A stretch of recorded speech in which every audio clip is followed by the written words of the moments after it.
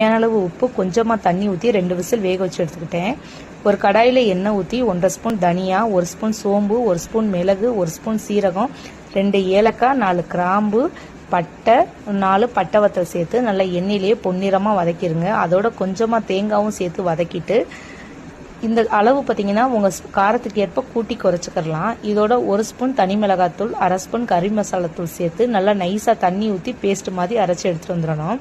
கறி பார்த்தீங்கன்னா 3/4 பதம் வெந்துருச்சு. இப்போ ஒரு கடாயில் எண்ணெய் ஊற்றி பட்டை கிராம்பு போட்டு தாளித்து இஞ்சி பூண்டு பேஸ்ட்டு ஒரு 2 ஸ்பூன் போட்டு நல்லா பச்சை வாடை போக வதக்கிட்டு வேக வச்சுருக்கிற மட்டனை இந்த தண்ணியோடு சேர்த்து அதில் ஊற்றிடுங்க. காவாசி மட்டன் பார்த்தீங்கன்னா அந்த தண்ணியிலையும் எண்ணெயிலையும் தான் வேகணும்.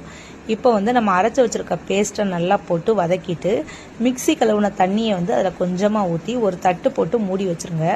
சிம்லேயே பார்த்தீங்கன்னா தான் இந்த கறி வேகணும். நல்ல எண்ணெய் பிரிய சுருளை கிண்டி இறக்குனீங்கன்னா சூப்பரான மட்டன்